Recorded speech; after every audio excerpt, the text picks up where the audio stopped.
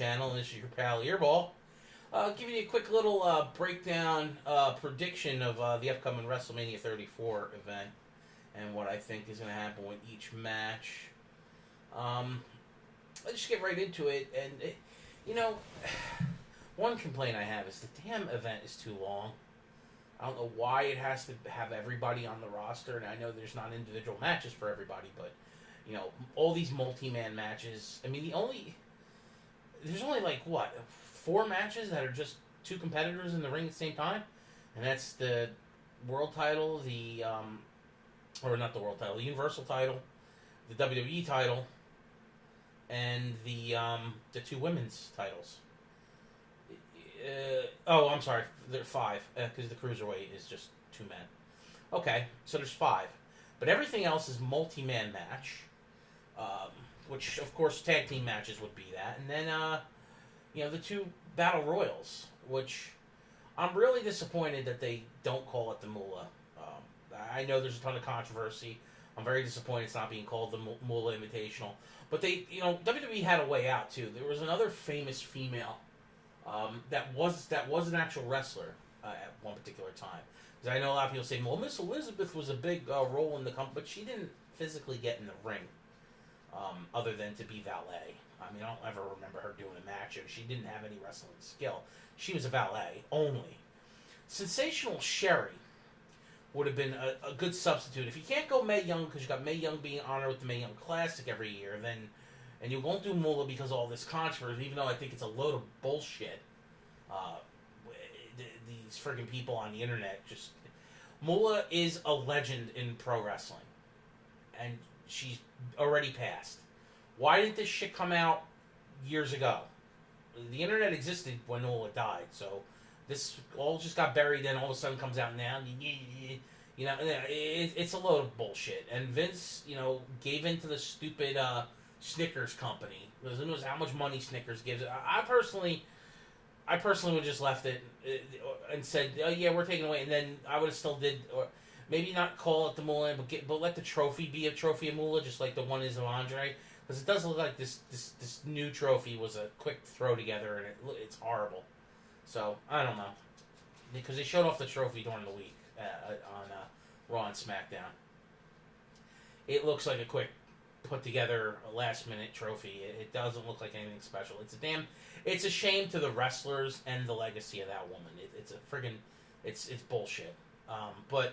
So the pre-show is 2 hours.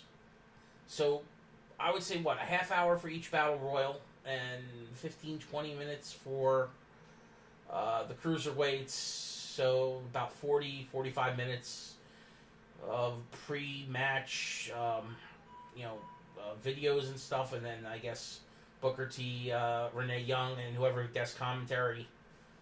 Maybe Jerry the King Lawler, and maybe JR will be up there, and whoever from other entertainment branches that they bring in. They usually bring in what's his name with the weird hair? He's usually there. I know he's been around for other events.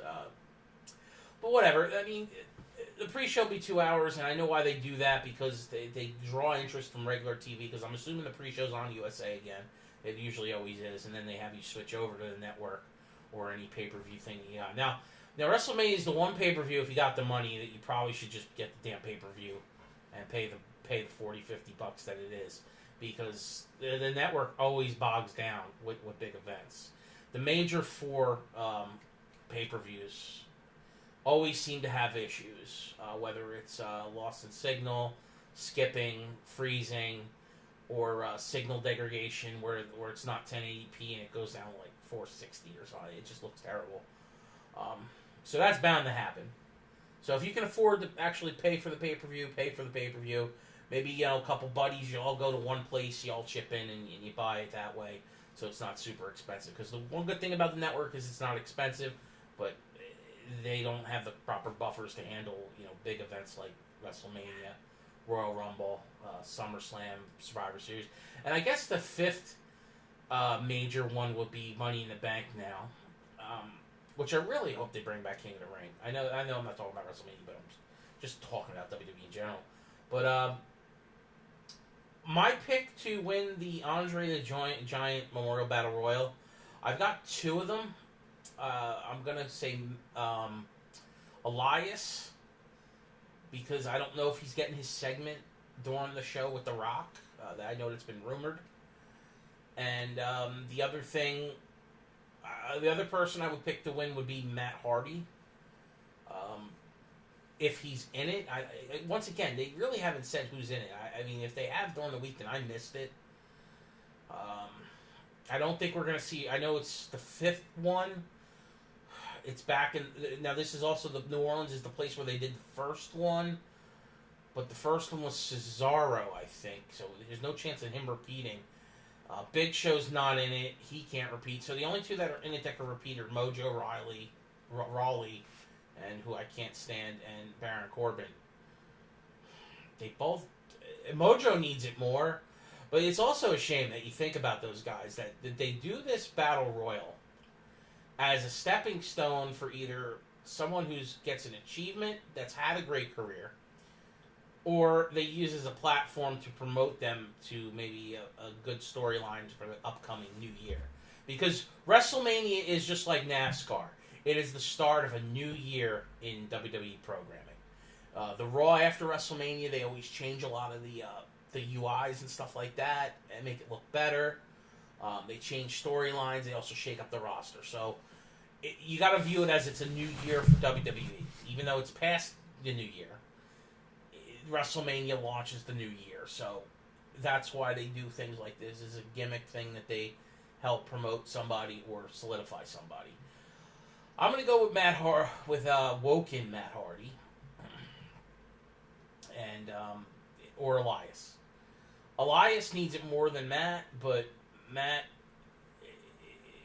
is a fan favorite. I know Elias is a fan favorite too, but it's a different win if Elias wins than Matt, and I can't think of anyone else. I'll give you a third, maybe Ty Dillinger, because they've done nothing with that guy. Matter of fact, they've ruined him from when he was in NXT. He's not even allowed to do his 10 thing anymore because they don't want him to get over. And they took Rusev. I would have said Rusev was going to be the winner, but they've moved him to the U.S. title. And we'll talk about that in a minute. So then we've got the Cruiserweight title match. I'm going to say Mustafa Ali wins. Either guy could win, to be honest. They're both going to be good Cruiserweight champions, but I would go Mustafa Ali, but Cedric, well, yeah, I'm gonna stick with Ali. The female battle royal. Hopefully, it's focused on Bayley and Sasha, like we all want, but we're not getting that because there's been rumors that those two are sabotaging their feud. And they were supposed to be the one of the major non-title feuds that were going to be at WrestleMania, kind of like the Ronda Rousey match. Otherwise, if you think about it, there's really no other match on the main card that's... I'm sorry. All right, so each brand got one non-title feud because you had the Daniel Bryan, Shane storyline with Sammy and Kevin. That we'll talk about in a little bit too. So I guess they didn't want another way. Sasha, see, it's a shame. This feud needs to happen, and it would be great if the title was involved. I don't care which one has it, and the other one wins it from. It doesn't matter whichever way they go about it. It doesn't matter which one they turn heel. Sasha's great as a heel. Bayley would probably be something interesting to see her go full heel. Just to try it, if anything. If it's a failure, what can you say? I mean, they've kind of ruined her anyway on the main roster. So hopefully that female battle royal is all about those two, and one of them wins it. Don't care which one. Other notables that would like to see win would be I'd like to see Lana just for shits and giggles. Becky Lynch, because they've kind of buried her all year. Yeah, that's basically it. You know, it'd be pretty hilarious if there was an involvement or an altercation with Becky Lynch, Sasha, and Bayley with the four horsewomen of MMA. I don't know if they'll be there. I know Baszler's around because she signed in NXT and she's their current. She just won their female, the women's championship in NXT. I'm sure she'll be there watching her buddy Ronda. We know Ronda won't be involved because she's got a match later, but hopefully the focal point's Sasha and Bayley, and they keep building that storyline, and we get a payoff at some point. And then we got the regular card. Where do I start? Let's start with the SmackDown Tag Champions. We've got the Usos, who are great, against the New Day, who are also great, against the Bludgeon Brothers, who are repackaged Luke Harper and Eric Rowan, or now just Harper and Rowan as the Bludgeon Brothers. And they're being pushed as this badass team of destruction on the SmackDown roster. I'm going to say Uso's job here to the Bludgeon Brothers. This match is probably going to steal the show. It's going to be one of the top matches of the night. And yeah, I'm gonna stick to that because I have a feeling the Usos are going to Raw, and it's because the Usos are going to be feuding with a bunch of new teams. They're going to be bringing in some new talents. I have a feeling the Hardys are going to be back, so we're going to get Usos against Hardy feud. We're going to get Authors of Pain called up to the Raw roster. So I think you leave the New Day was on Raw earlier this year, so you leave them on SmackDown to feud with the Bludgeon Brothers. And whoever else is still over there, I don't know who else from Raw is going to go. Maybe they send the Good Brothers over to the SmackDown. I mean, I just feel that's where it's going to go. There's going to be a lot of shakeups in a couple weeks when they do this draft again, this sort of repositioning of talent. Because there's several talents from NXT coming up. You've got the Authors of Pain, you've got Peyton Royce and Billie Kay. There's rumors Ember Moon's coming up, which she now has dropped the title, so there's a good chance that happens. Yeah, I mean, I really see it falling that way. Although, I don't see the Bludgeon Brothers keeping the titles that long. They'll probably drop it to the New Day within a few months. Or maybe 1 month, next pay-per-view. Now that they're doing dual branded pay-per-views, which are basically... The pay-per-views are going to stink, by the way. And I'm going to tell you why. Because they're going to be nothing but title matches. Because you've got so many belts. Universal title, WWE title, Intercontinental title, US title, both tag titles, both women titles. That's 8 matches, all with belts. So how many non-belt matches are going to be on the card? 1 or 2? 10-match nights, 4-hour pay-per-views? I mean, and I guess... Oh, and then I forgot the Cruiserweight titles. It's 9 belts. Yeah, this is going to be... Ugh, this year's going to suck. This is just going to be horrible. As a lifelong fan... I don't want to ever call myself a smart mark, even though I know a lot about the business. Not personally being in it, but for watching it as a fan since 1986. So 32 years, almost 33. NXT helps me relive the old Attitude Era a little bit. I know it's not quite as risque as the Attitude Era was, but the matches are phenomenal. And it doesn't skip a beat. The takeovers are just ridiculous. And the 1-hour show is really solid every week. The rest of the main roster stuff, there's so many piss breaks I could take. I literally be like an 80-year-old man pissing every 10 minutes. So, I don't know what else to say. It's just how I feel when it comes to this stuff. But, let me go with the next tag. Next tag team title, the Raw Tag Team Champion match. Braun Strowman's going to kill the Bar, and it's a fucking shame. And yes, I'm going to drop some F-bombs here because Cesaro doesn't deserve it, neither does Sheamus. I know people hate Sheamus, but Sheamus is a good worker.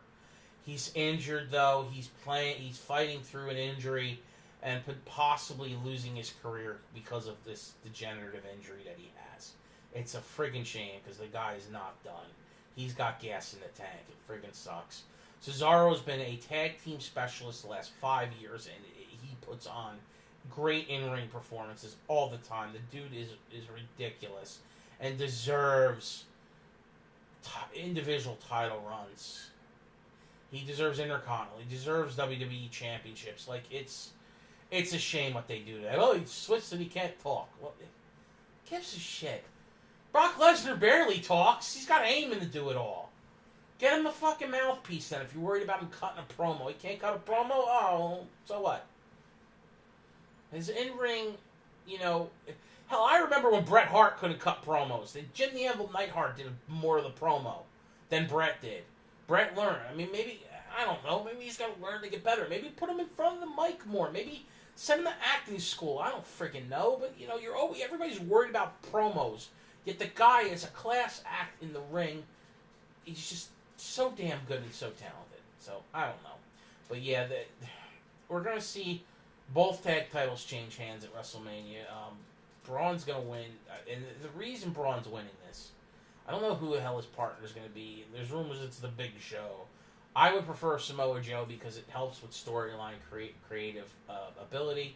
Is you put Joe in there as his tag team partner. They kill it. They become tag team champions. They self-destruct in a month.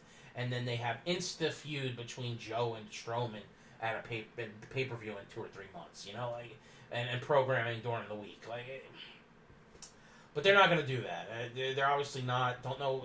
The funniest thing I would personally do, if you want to do something funny, funny WrestleMania moment, get a cardboard cutout of Hulk Hogan and put Hulk Hogan's cardboard cutout in the corner and have Braun talk like Hogan, saying that Hogan's really there, but he's not. And that's his tag team part. I would lose my mind and laugh my ass off if they did something like that, because there's rumors that Hogan's in talks to come back. And, you need to see Hogan back because he is wrestling. Other things after that would be, let's go with the U.S. title match. You got the U.S. title. Fatal 4-way now. It's Bobby Roode, Jinder Mahal, Randy Orton's the champion, and Rusev, who's been added. God, Rusev's over. There's only 2 people in the company more over than Rusev. I would say AJ Styles is ahead of Rusev, and then, of course, Daniel Bryan. It's amazing how the most over people are on SmackDown Live. Braun's up there, too. Don't get me wrong, and so Seth Rollins, but I would put them just behind Rusev because he's out-merching them, and the Rusev Day chants are really, really... I would actually put those Rusev chants are contending with AJ Styles at this point for popularity. And I love me some Rusev. The dude is super athletic for his size, and he's just pouring charisma. He is a future friggin' champion, like world champion. This guy needs a world title, but let's give him the U.S. title again. This will be his 3rd run with it, and he's been a good U.S. champion before. I know he was heel Rusev, Bulgarian Brute with the Russia stuff, and he had the belt for a year before he even lost. I mean, he lost to the brick wall. That's John Cena, who John Cena now jobs to everybody. But back then, let's have Rusev job to him and kill all Rusev's thunder, because creative sucks dick. I'm going to go with Rusev here. The only other option would be Jinder Mahal. Bobby Roode needs to go heel, and I've read rumors that Randy Orton is considering retirement. And he's given everything he's got. He has no want to compete with Ric Flair's title of most world champions ever, even though he's up there.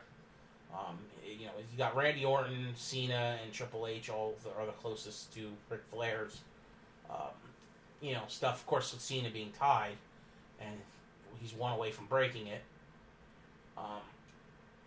I don't want to see that broken. I want Ric Flair to have that accolade. Ric Flair's a god in pro wrestling.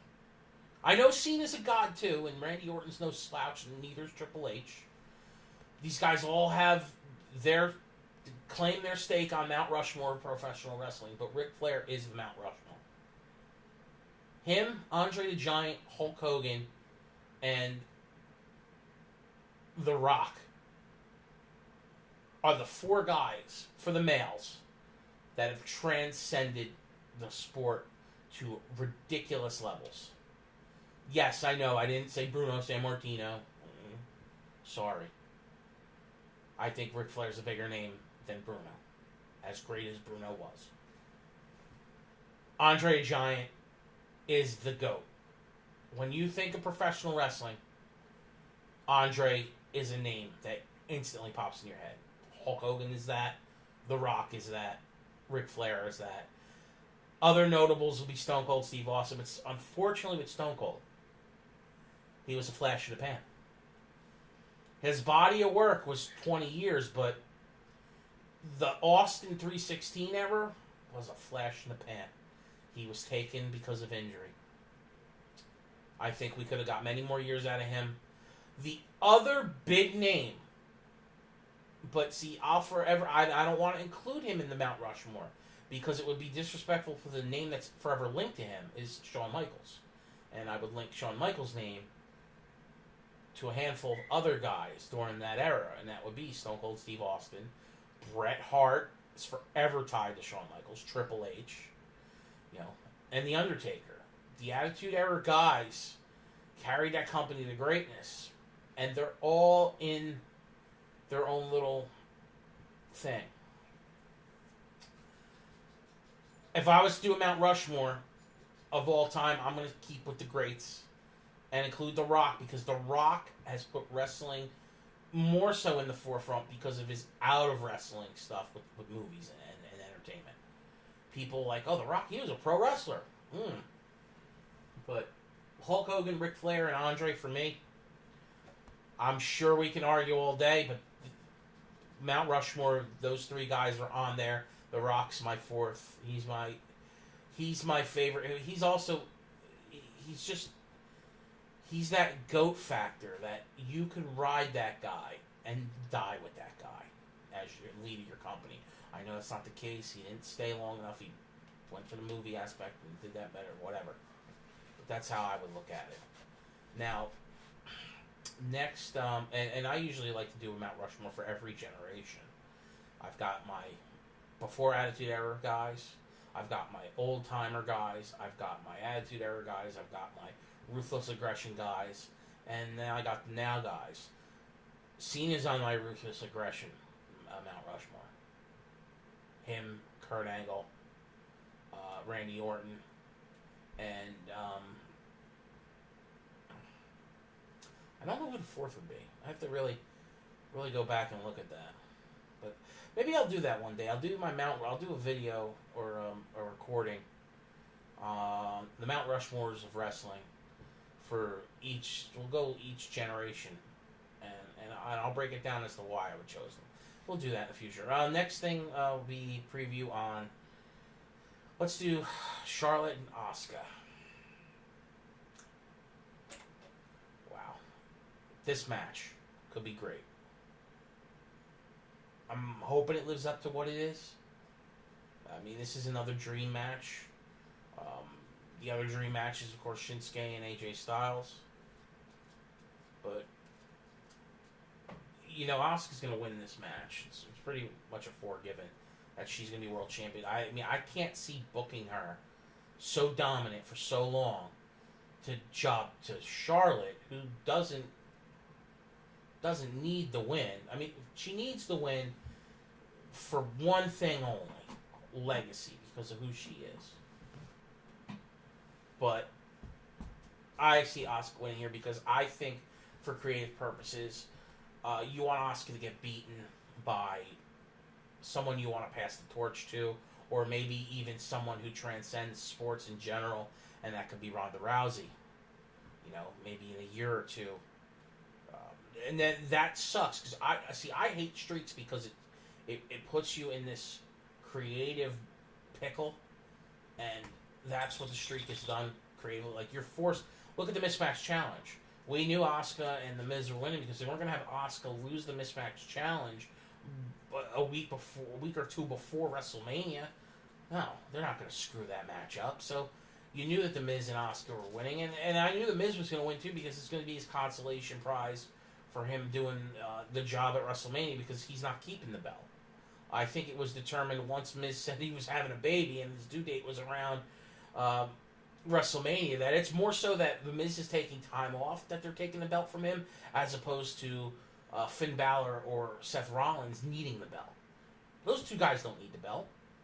They don't. They don't need it. They're popular as all hell without a belt. They deserve it, and I'll get to that in a minute, but I'm going to say Asuka wins and keeps the streak going.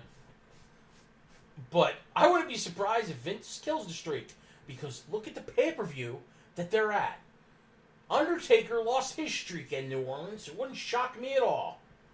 And I would laugh because it would be the biggest creative blunder in 2 years.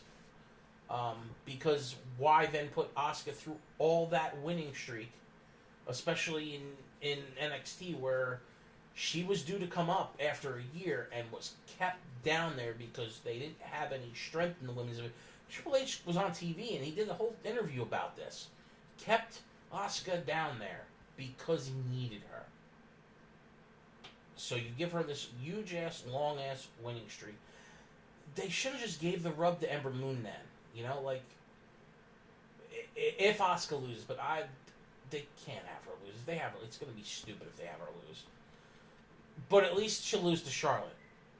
Because if she's going to lose to anyone on the main roster, it's got to be Charlotte or Sasha or Becky or Bayley. It's got to be one of those four.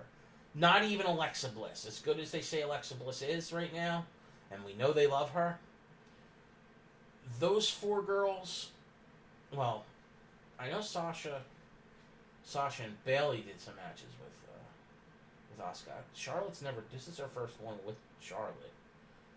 And Becky, did Becky do matches down there?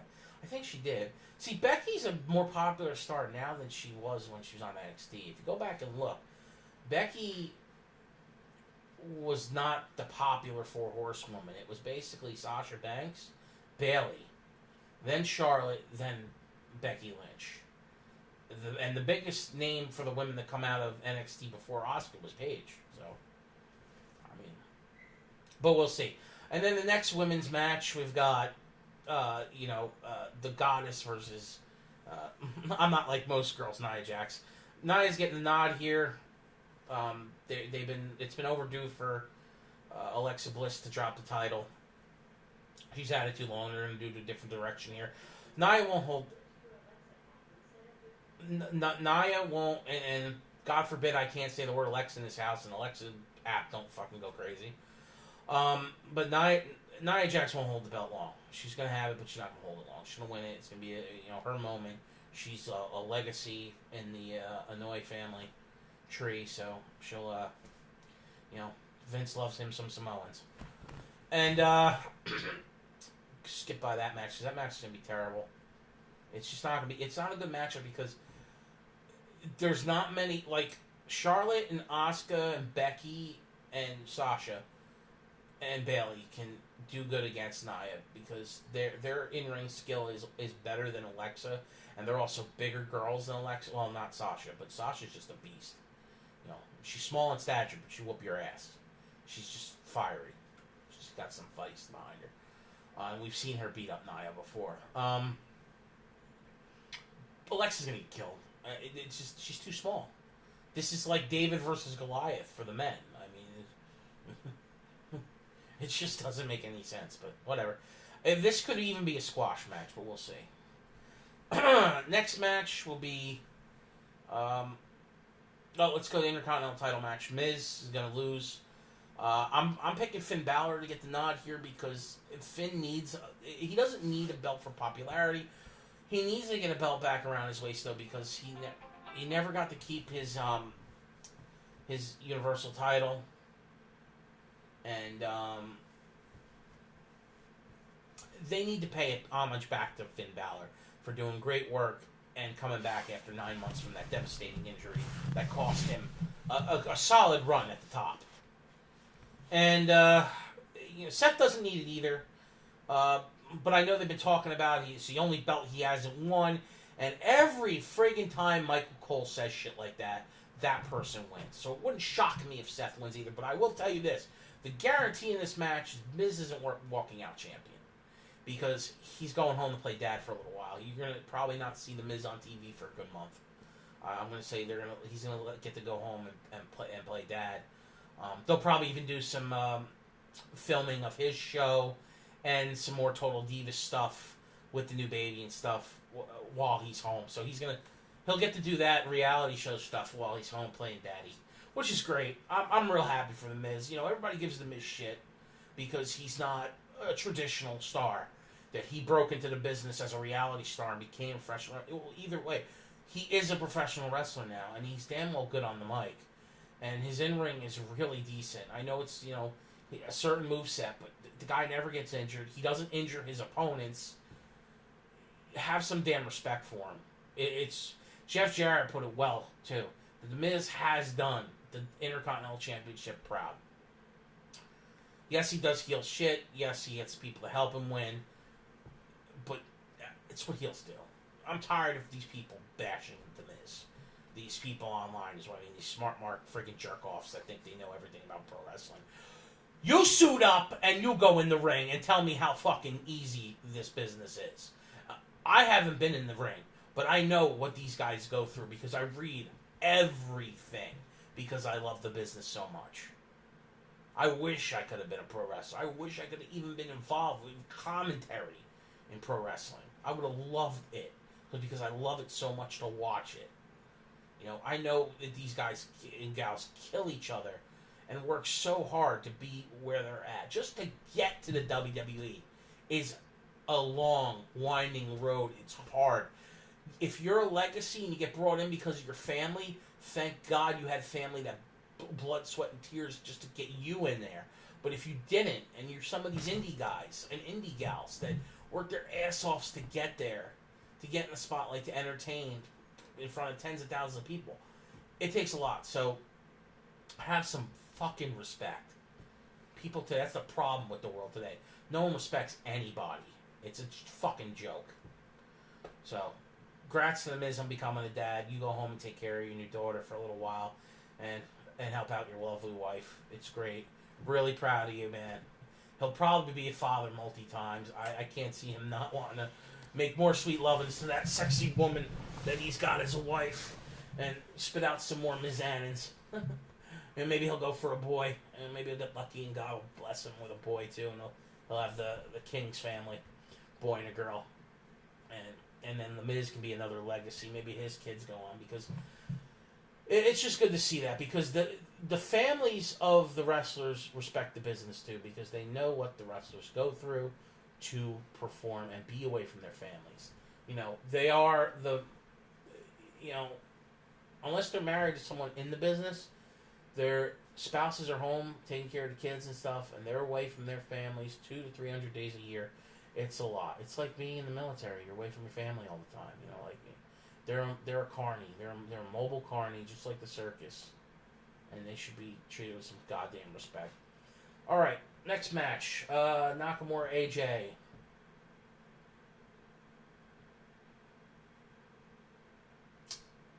Nakamura should win, but he's not gonna. They're not gonna have both Japanese. Well, maybe. Yeah, they're not gonna have both Japanese wrestlers in these title bouts win. So if Asuka's winning, Shinsuke's not winning. He should win, but he's not gonna. It's a shame. Just Vince won't give it to him. Maybe Vince will give it to him in the future. He's not giving it to him now. They're gonna go with AJ. Now there are rumors that AJ's been hurt. That's why he hasn't been doing all too much in the ring these last 2 weeks. I'm hoping the match can live up to the hype, but sometimes matches don't live up to the hype at WrestleMania. It's all hype, and that's all we get. These guys are great performers, no doubt about it, but they're also 10 years past the last match they did, so We'll see. We will see. I got AJ retaining here. Wouldn't shock me if he lost, but I'm going to go AJ retains. And let's see. Shane McMahon, Daniel Bryan versus Sammy and Kevin Owens. As much as we want to see, Daniel Bryan, the wrestler, win, how do you not have Sammy and Kevin win their jobs back? Storyline, creative, storylines here is they win their jobs back. I guess if they don't win, they go to Raw. So what was the sense of sending both of them 6 months ago to SmackDown? It doesn't make any sense. So I would go. I would go with that. I'm gonna wet my whistle here a little bit. Next match, and we're almost done here. This is a friggin' 35-minute pre-show prediction. This card is ridiculously long. I can only imagine how long the review is going to be when I do that over the weekend or on Monday. What do we got left? We got the Ronda and Kurt versus Triple H and Stephanie.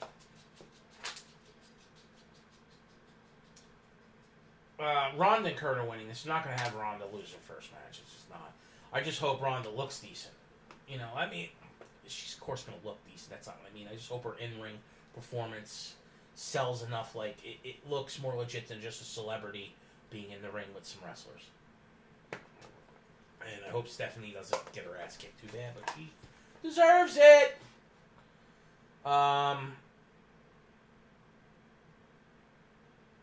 The one that's going to probably carry this match is Triple H. Because he's in the best shape out of everyone that's in the ring. Even though he's almost pushing 50. He's going to have to protect Stephanie. And he's also going to have to help Kurt. Because Kurt doesn't move in the ring like he used to. You can tell Kurt's age is catching up with him. But he's done so much damage to his body. He almost walks like he's in pain all the time.